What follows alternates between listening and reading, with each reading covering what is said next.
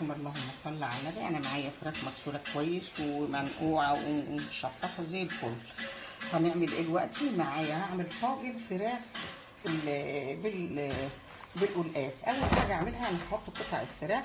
طبعا الفراخين هي فيها دهون تحت، انا مش هحط اي دهون، انا هحطها على الناحيه اللي فيها الدهون الاول علشان الدهون تسيح معايا، عشان تديني التشويحه الحلوه اما احط البصل. انا هحطها كده على الناحيه اللي فيها الدهون علشان تسيح. انا هخلي النار وسط شويه، قلنا النار عاليه. هحط، ولما احس انها نزلت الدهون اللي فيها هحط البصل عليها يتشوح معاها، وبعدين هنشوف هنعمل مع بعض ايه. قلبت الفراخ على الوش التاني، ومعايا هبدا اقلب التتبيله، الحاجات بتاعت التتبيله، ملح وكمون وفلفل ورشه حبهان بودر، اقلبهم مع بعض كده، وهرش على الناحيه دي وهرش على الناحيه التانيه. هرجع اقلبها تاني علشان شايفين كده انا بتبل. هرجع اقلبها على الوش التاني علشان تنزل لي مزيد من الدهون اللي فيها. يبقى انا كده شوحتها على الناحيتين ما شاء الله. انا كده معايا الفراخ اتبلت من الناحيتين اهي. هحط بقيه التوابل بتاعتي على الوش ده كده، وهحط البصله. معايا بصله مفرومه هحطها معاها بقى ايه تتشوح زي ما انتم شايفين وملاحظين. انا ما حطيتش اي دهون نهائي، معاها دهونها كافيه انها هتطبخ. وهنشوف مع بعض، هشوح البصله شويه ونشوف مع بعض هنعمل ايه. ما شاء الله على الريحه بقى اللي طالعه جميله جدا مع تشويحه البصل كده والبهارات مع الفراخ جميله جدا. انا عندي بقى هنا القلقاس طبعا مقطع ومتظبط زي ما احنا شايفين مكعبات، هحطه على الفراخ يدوب كده يشرب من الحاجه ديت، وهقلبهم تقليبه. وبعدين معايا عصير طماطم مضروب في الخلاط ومتصفي.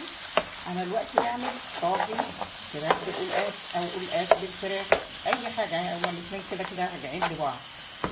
هشوحهم شويه كده مع بعض دقيقتين علشان القلقاس برضه يشرب من الريحه الجميله ديت.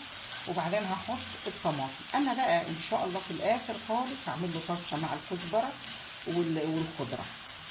بس طبعا اما الطاجن بتاعي يستوي كويس والاقي القلقاس استوى الفراخ استوت في الاخر.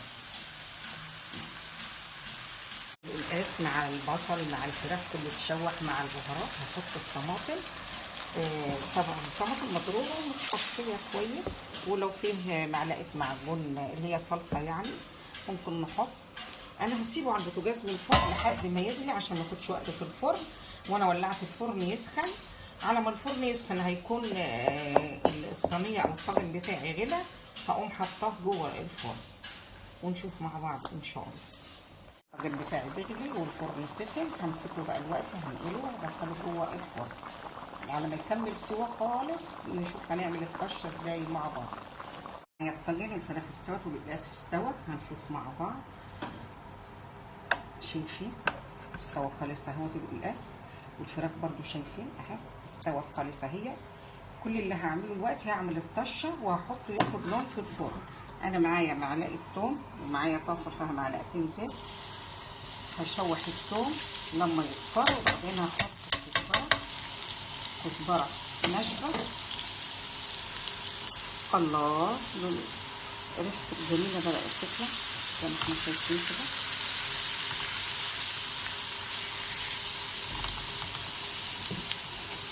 هحط معلقه كزبره ناشفه.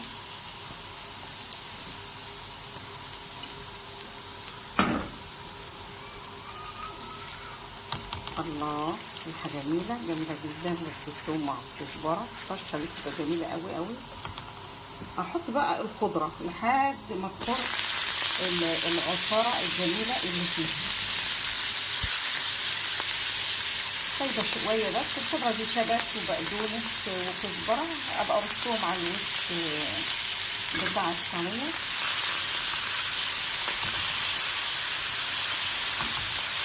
بيصير كده بس خفيف.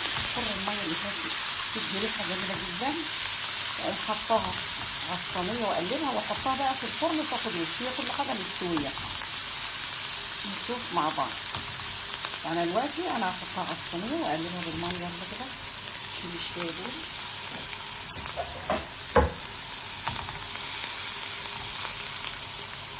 شايفين شايفين حرك السائل اللي كان ازاي.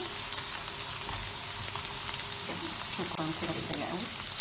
همسكها بقى هوزعها على الصينيه بتاعتي كلها كده بالمنظر ده، وهقلبها بالمنظر ده كده. خلي ايدي تقلب. طبعا كل الصينيه، وهقلبها وادخلها بقى تاخد وش الفرن ونشوفها مع بعض. ما شاء الله، شايفين الطاجن بتاعنا؟ طاجن القلقاس بالفراخ، روعه روعه روعه. طعم القلقاس فيه زي الزبده. يعني الناس اللي ما بتاكلش القلقاس وما بتحبوش، جربوا الطريقه دي هتعشقوه ومش هتبطلوا تاكلوه. ممكن نعمله باللحمه بنفس الطريقه، بس اللحمه بتاخد وقت في السوى، يبقى نسوي اللحمه على الاقل نص تسويه الاول، لان القلقاس معايا زي الزبده ما بيستحملش. تجربوا الطريقه دي جميله جدا. يعني يا دوب كده هنديله شويه من الخضره اللي انا مفوضاهم، بس ايه يديله بقى ايه يعني ايه لون جميل كده وخلاص. وجربوا الطريقه دي، وبألف هنا وشفا. بألف هنا وشفا.